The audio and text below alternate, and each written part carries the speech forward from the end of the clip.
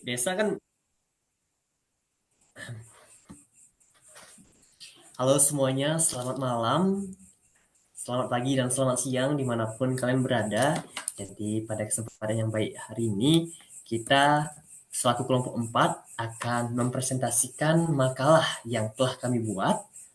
Dan sekadar info, makalah ini berkaitan dengan bab atau materi yang dikasih oleh pengampu kita, yakni Pak Jody. Baik, yang pertama, izinkan saya terlebih dahulu selaku moderator untuk mengaturkan salam. Om Swastiastu. Assalamualaikum warahmatullahi wabarakatuh. Shalom, namo buddhaya. Salam sejahtera untuk kita semua dan salam harmoni. Baik, seperti yang saya sampaikan di awal, bahwasannya hari ini atau malam ini kita akan mempresentasikan makalah yang telah kami berjudul Usul Fikih dan Masalah Hukum. Jadi ini adalah karya dari kelompok 4 dari kelas 2B Prodi Ilmu Hukum Universitas Pendidikan Ganesha. Baik, yang pertama, terlebih dahulu izinkan saya untuk perkenalkan lebih rinci. Perkenalkan, nama saya Kadek Budiarta, akrab dipanggil Budi, dengan NIM 2414101051 yang dipercayai sebagai moderator. Terus, adapun pemateri yang pertama adalah Kadek Krisna Dipayana dengan NIM 2414101073. Materi yang kedua yakni Desa Made Kusuma Dewi dengan NIM 2414101075. Dan pemateri terakhir kita yakni Widya Chelsea Nebaho dengan NIM 2414101103. Oke.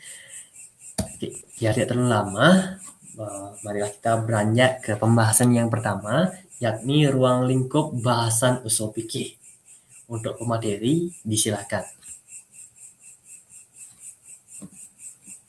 Ruang lingkup bahasan usul fikih itu yang pertama, pembahasan mengenai dalil-dalil syariat yang mana dalil-dalil tersebut merupakan sumber hukum Islam yang telah disepakati oleh para ulama seperti Al-Quran, hadis, ijma, dan qiyas. Yang kedua, pembahasan mengenai hukum itu sendiri yang mana dalam pembahasan ini turut dijelaskan mengenai klasifikasi atau pembagian hukum serta rukun-rukun yang menjadi bagian penting dalam suatu hukum.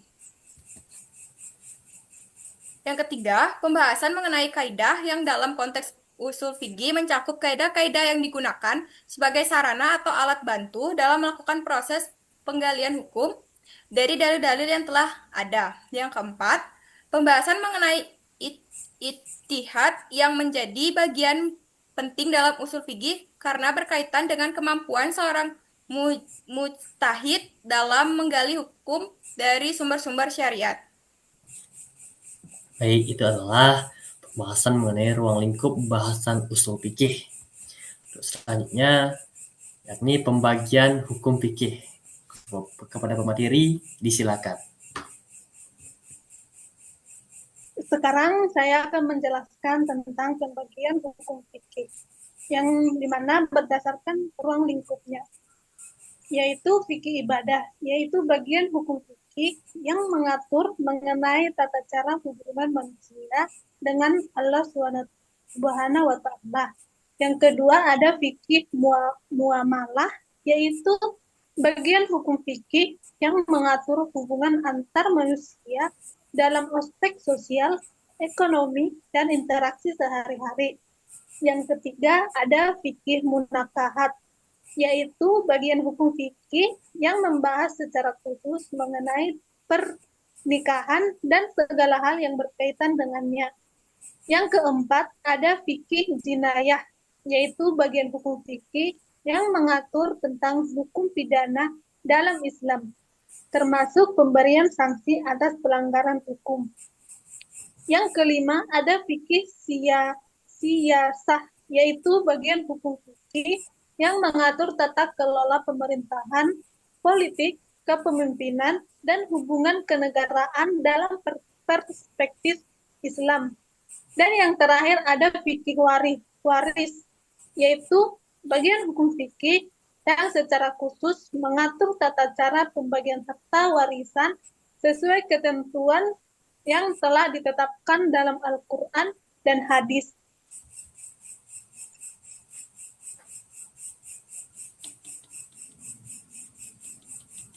Materi selanjutnya akan dijelaskan oleh rekan saya, Krisna. Baik, silakan Krisna. Baik, terima kasih atas waktu yang telah diberikan kepada saya. Jadi di sini saya akan menjelaskan materi terkait tentang berdasarkan dari kategorinya dalam hukum Islam.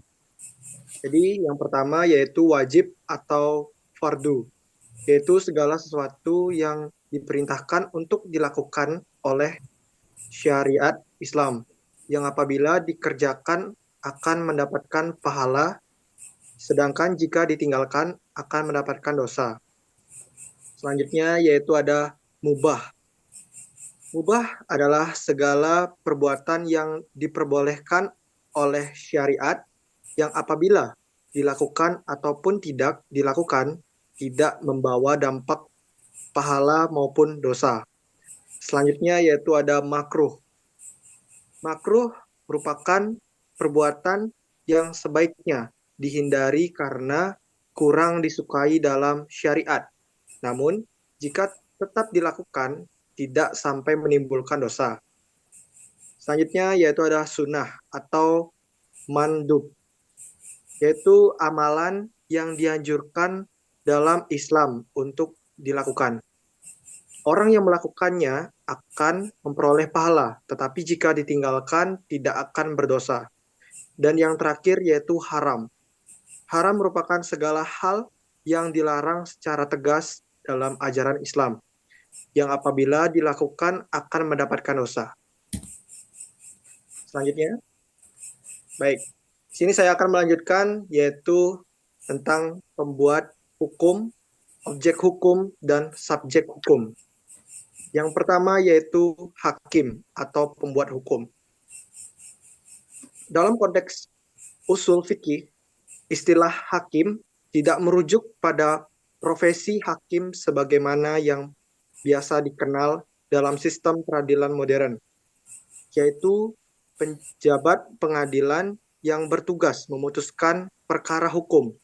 Akan tetapi, dalam kajian hukum Islam, hakim yang dimaksud adalah pihak atau otoritas yang berwenang sepenuhnya dalam menetapkan serta membuat ketentuan hukum syariat. Dalam hal ini, hakim utama dan tertinggi dalam Islam adalah Allah. Selanjutnya yaitu yang kedua, mahkum fih atau objek hukum. Konsep ini dalam unsur fikih adalah mahkum fih yang dapat diartikan sebagai sesuatu yang menjadi objek atau sasaran dari penerapan hukum syariat. Dalam hal ini, yang dimaksud dengan objek hukum adalah segala perbuatan, tindakan, atau amalan manusia yang dikenai ketentuan hukum tertentu dalam Islam. Dengan kata lain, mahkum fih merupakan aktivitas manusia yang dinilai oleh hukum syariat. Apakah termasuk dalam kategori wajib, sunnah, mubah, makruh, ataupun haram. Baik, next. Baik, yang terakhir yaitu yang ketiga, mahkum alaih atau subjek hukum.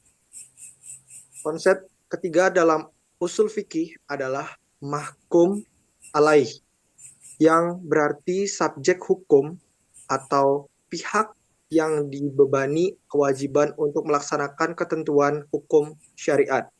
Dalam konteks ini, yang dimaksud sebagai subjek hukum adalah manusia yang memiliki kapasitas dan kelayakan untuk menerima beban hukum serta melaksanakan kewajiban agama. Seseorang dapat dikatakan sebagai subjek hukum apabila telah memenuhi syarat-syarat ketentuan yang disebut sebagai mukallaf. Baik, untuk selanjutnya saya serahkan kepada moderator. Terima kasih. Baik, terima kasih kepada para pemateri yang sangat baik dalam menyampaikan materi tadi. Jadi saya tahu rekan-rekan ataupun teman-teman sebaya kita pasti ada pertanyaan mengenai materi yang kami sampaikan. Sekiranya ada, nanti bisa tuliskan di kolom komentar. Pastung Kares wah akan kita tanggapi. Namun sebelum berakhir, izinkan saya selaku moderator untuk menyampaikan kesimpulan dari materi yang kita bawakan tadi. Kesimpulannya, bahwasanya usul fikih merupakan cabang ilmu penting dalam Islam yang membahas tentang metode dan tata cara dalam menggali serta menetapkan hukum syariat. Ruang lingkup usul fikih tidak hanya terbatas pada teori hukum, tetapi juga mencakup sumber-sumber hukum, proses penetapan hukum hingga pihak-pihak yang berwenang dalam menentukan hukum itu sendiri. Nah, adapun dalam sistem hukum Islam terdapat 3 unsur pokok yang saling berkaitan, yaitu hakim sebagai pembuat hukum, mahkum bih sebagai objek hukum atau pembuatan yang dikenai hukum, serta mahkum alaih sebagai subjek hukum atau pihak yang bertanggung jawab menjalankan ketentuan hukum. Jadi itu adalah kesimpulan dari materi yang kita bawakan tadi. Lupa juga kami sebelum mengakhiri memohon maaf apabila dalam penyampaian materi tadi ada kesalahan kata yang kami sengaja ataupun tidak disengaja. Akhir kata saya tutup presentasi kali ini dengan mengucapkan terima kasih dan Om Santi Santi Santi Om. Wassalamualaikum warahmatullahi wabarakatuh. Shalom, namo buddhaya, salam sejahtera untuk kita semua dan salam harmoni. Sampai jumpa di video selanjutnya.